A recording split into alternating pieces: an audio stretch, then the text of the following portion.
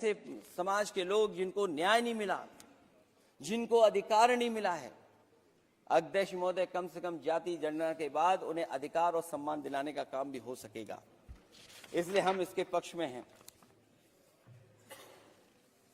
आर्थिक न्याय के बगैर न सामाजिक न्याय मिल सकता है और न राजनीतिक न्याय मिल सकता है। गरीबी का नाजायज लाभ उठाकर धन्ना सेठों की सरकार चुनाव में पैसा बांटकर राजनीतिक न्याय का भी अपहरण कर लेती है। कर्ज में डूबी बड़ी आबादी महाजन के दबाव में अपनी इच्छा के खिलाफ वोट देने को विवश हो जाती है। चुनाव में सत्ताधारी दलों द्वारा पैसे की भरमार के चलते कोई सामान्य कार्यकर्ता चुनाव नहीं लड़ पा रहा है। बड़े पैमाने पर धनवान चुनकर आ जाते हैं।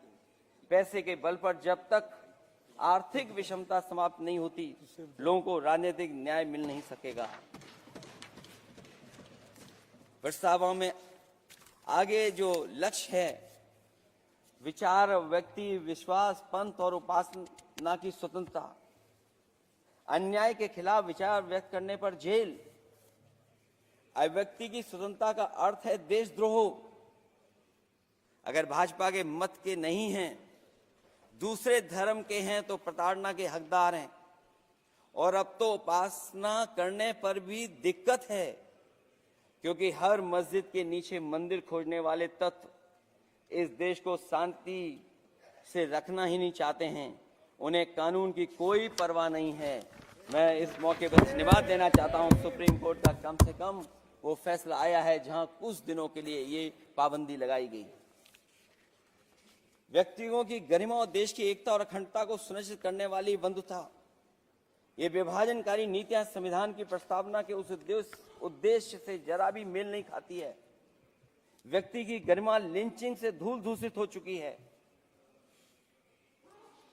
उद्योगपति सरकारी आतंक से परेशान हैं, होकर के अपनी पूंजी समेटकर देश छोड़ गए हैं और लगातार जा रहे हैं। अध्यक्ष महोदय, आजादी के बाद उद्योगपति कभी इतने भारत छोड़ करके नहीं गए होंगे, देश छोड़ के नहीं गए होंगे जितने इनकी सरकार में चले गए हैं। अगर व्यक्ति की गरिमा सुनिश्चित हो तो कोई व्यक्ति क्या अपनी मातृभूमि को छोड़ करके जा सकता है? सरकार इस पर आत्मचिंतन करे। अगर आपसी मतभेद पैदा करके एक दूसरे के प्रति अविश्वास पैदा किया जाएगा तो क्या देश की एकता और अखंडता के लिए एक अशुभ संकेत नहीं होगा?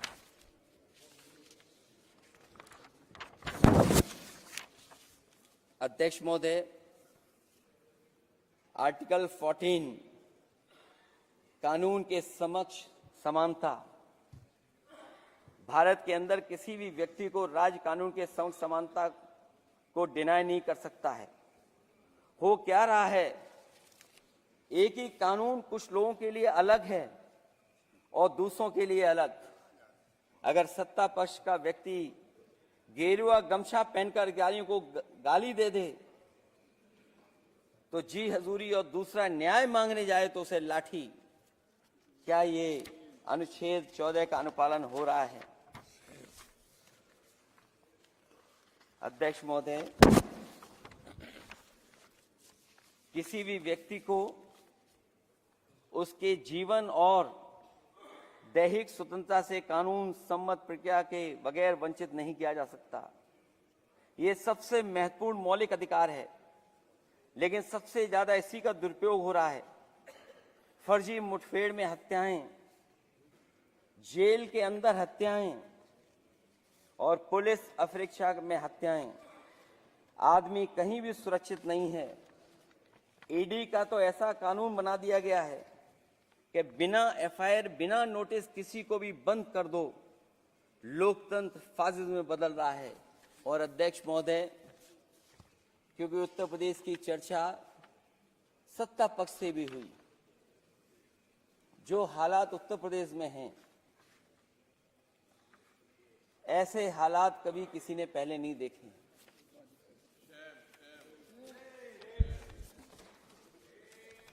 जहां पर कानून की समय समय पर धज्जियां उड़ रही हैं।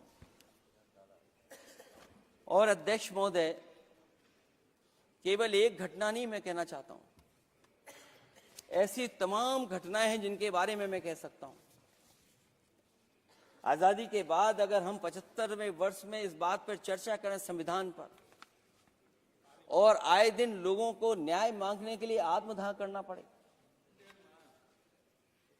तहसील हो वहां पे आत्मदाह, जिलाधिकारी हो वहां पे आत्मदाह, न्याय मांगने के लिए अगर मुख्यमंत्री आवास में जाना पड़े वहां पे आत्मदाह। सोचिए हम किस दिशा में जा रहे हैं। और अध्यक्ष महोदय, किसने नहीं देखा कि टीवी पे चलते हुए लोगों की जान ले ली गई? लाइव देखा है सबने। ये कहां का न्याय है? न केवल वो, बल्कि पता नहीं अध्यक्ष महोदय, हमारा प्रदेश कस्टोडियल डेथ में सबसे आगे जा रहा है, महिलाओं के उत्पीड़न में सबसे आगे जा रहा है। ये मैं नहीं कह रहा हूं, अध्यक्ष महोदय ये सरकार के आंकड़े बता रहे हैं। और न केवल इन चीजों में आगे जा रहा है, बल्कि आजकल जो नए जमाने का डिजिटल इंडिया है, अगर साइबर अपराधों में सबसे आगे कोई प्रदेश दिखाई दे रहा है तो वो उत्तर प्रदेश दिखाई दे रहा है। ये अलग बात है अध्यक्ष महोदय कि कभी कभी जो डबल इंजन की सरकार चलने वाले जो दावा करते थे, पहले इंजन टकराते थे, अब तो डब्बे भी टकराने लगे हैं। Double engine single driver. और होड़ लगी हुई है कि कभी किसी ने दिल्ली का रास्ता किसी माध्यम से अपनाया था, उसी रास्ते पे चल करके आगे बढ़ना चाहते हैं। इससे खराब इस लोकतंत्र में और क्या हो सकता है? जिन लोगों ने ये कहा हो कि हम नौकरियां दे देंगे, आज नौकरियां कहां हैं? रोजगार कहां है? और अध्यक्ष महोदय, अगर वादा किया जाए नौकरी और रोजगार का, इन्वेस्टमेंट का, और सपने बड़े दिखाए जाएं, ये बात मैं इसलिए कह रहा हूं कि माननीय मंत्री जी भी उसी प्रदेश से आते हैं, प्रधानमंत्री जी भी उसी प्रदेश से आते हैं। आज कई मायनों में, कई आंकड़ों में उत्तर प्रदेश पीछे दिखाई दे रहा है। जहां रोजगार के सवाल पर जो सरकारी नौकरियां इसलिए नहीं क्योंकि आरक्षण न देना पड़ जाए, इसे सरकारी नौकरियां नहीं हैं। आए दिन पेपर आउट, पेपर लीक, न केवल पेपर लीक है बल्कि जानबूझ करके पेपर लीक कराया जाता है जिससे कि परीक्षा रद्द की जा सके। और जो अग्निवीर वाला सवाल था वो आज भी वैसा ही का वैसा है। हम लोग अग्निवीर वाली व्यवस्था कभी स्वीकार नहीं कर सकते। जो पहले भर्ती जैसी होती थी अध्यक्ष महोदय, अगर वैसी ही भर्ती होगी तो हमारी सीमाएं और सुरक्षित होंगी, हमारे और नौजवान जाकर के देश की असली पक्की वर्दी पहनने का काम करेंगे। यह अध्यक्ष महोदय कैसी चर्चा संविधान की जो है बिना प्रधान की।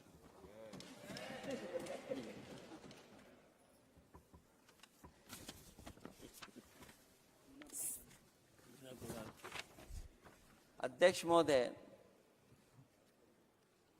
इस सरकार में जो लोकतंत्र के साथ खिलवाड़ हुआ है, इतना कभी खिलवाड़ नहीं हुई होगी।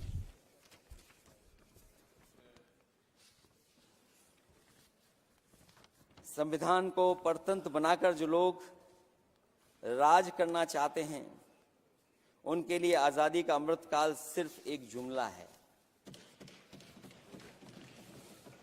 और अंत में मैं सिर्फ एक ही बात कहना चाहता हूं कि संविधान बचेगा तो न्याय बचेगा, और न्याय बचेगा तभी सबको बराबर मान सम्मान, सबको बराबर मौके मिलेंगे, भेदभाव भी मिटेगा। और भेदभाव का भाव भी इसलिए आज फिर से संविधान को बचाने के लिए एक और करो या मरो आंदोलन की जरूरत है। इसलिए अध्यक्ष महोदय, हम आपको भरोसा दिलाते हैं, पिछले चुनाव में भी बहुत सारे सत्ता पक्ष के माननीय लोग ये कहते थे कि हमें इतनी सीटें मिल जाएंगी तो हम संविधान बदल देंगे। अध्यक्ष महोदय, मैं आपके माध्यम से जनता का धन्यवाद देना चाहता हूं कि उन्होंने 400 पार के नारे को गिरा दिया और विपक्ष को इतनी ताकत दे दी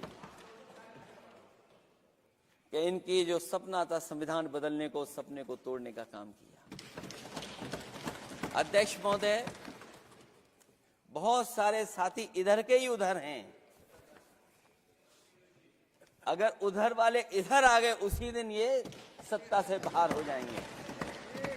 अध्यक्ष महोदय, आखिरी में मैं कुछ लाइनें कहकर के अपनी बात खत्म करना चाहता हूं। न मेरा है न तेरा है, ये हिंदुस्तान सबका है। नहीं समझी गई ये बात तो नुकसान सबका है। हजारों रास्ते खोजे गए उस तक पहुंचने के, मगर पहुंचे हुए ये कह गए भगवान सबका है। जो इसमें मिल गई नदियां वो दिखाई नहीं देती, महासागर बनाने में